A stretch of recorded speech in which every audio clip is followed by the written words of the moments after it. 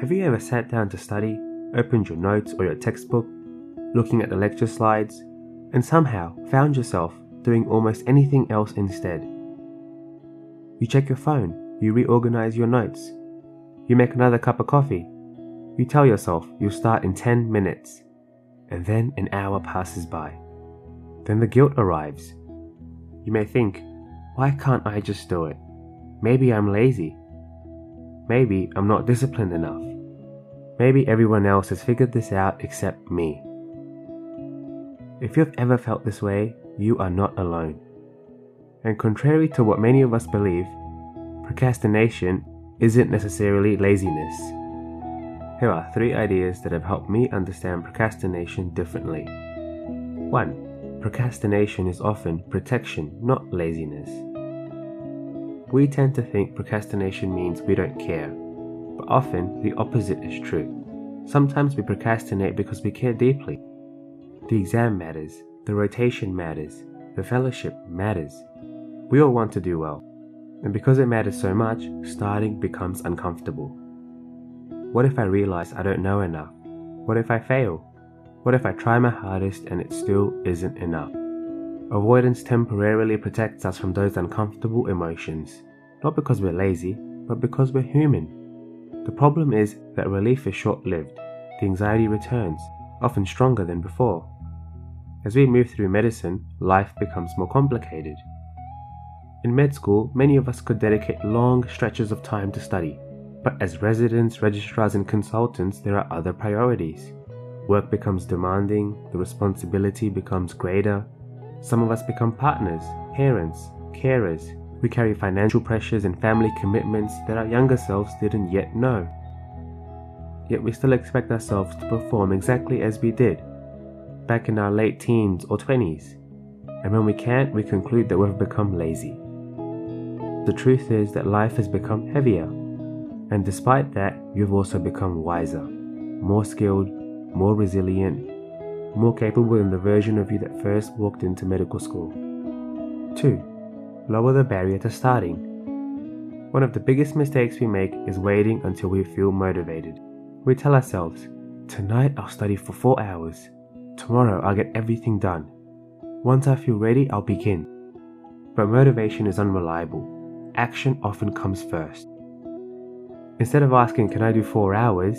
Ask, can I do 5 minutes?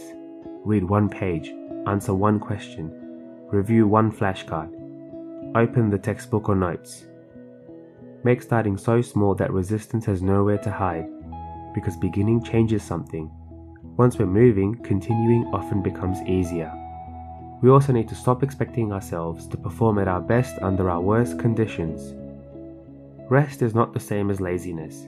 If you're running on empty, forcing yourself through another exhausted hour of ineffective study isn't always discipline. Sometimes it's simply depletion.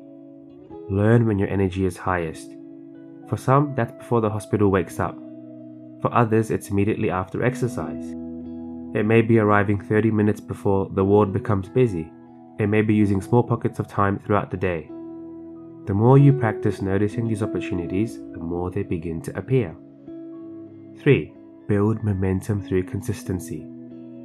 This is probably the most important lesson that I've learned. We dramatically overestimate what can be achieved in a single day, and we underestimate what can be achieved through consistency. 1 study session, 1 chapter, 1 set of questions. Individually, they may seem insignificant, but repeated, they become the catalyst for your success. Have faith that through your consistency, you will gain momentum, and through that, you will progress in knowledge, skill, and confidence. Now, medicine has a way of moving the finish line. Medical student, intern, resident, registrar, fellow, and then junior and senior consultants. There's always the next exam, the next promotion, the next milestone. We climb one mountain only to discover another waiting above it. And if we're not careful, we spend our entire careers chasing the next achievement without ever acknowledging how far we've already come. Take a moment to recognize the version of you that once dreamed of where you are today. Celebrate the progress you've made, not to become complacent, but to remember that growth has already been happening. And perhaps the reason you're studying has changed too. In medical school, exams may have been enough, but over time, many of us discover a deeper motivation, the kind of doctor we want to become, the care we want to provide, the patients who trust us, the legacy we hope to leave. Purpose sustains us in ways that fear never can. Small, consistent actions compound. Sustainable excellence beats frantic intensity, and calm is always a competitive advantage. If you're procrastinating right now, I don't think you're broken, I don't think you're lazy, and I don't think you're incapable. Perhaps you're overwhelmed, perhaps you're afraid, perhaps you've simply forgotten that progress doesn't require perfection. You don't need to study for 12 hours a day, you don't need to have everything figured out, and you don't need to wait until you feel ready. You don't need to become a different person before you begin. You simply need to take the next small step. Trust the process, trust the momentum, trust the compound effect of small, consistent actions. Your path through medicine will not look exactly like anyone else's, and perhaps that's exactly how it's meant to be. Keep showing up, keep learning, and keep moving forward. The future is built in moments like these, the quiet decisions to begin again. Good luck on your unique path. I believe you're capable of far more than you currently realize, and one day you'll look back and be grateful that you didn't give up on yourself. You've got this.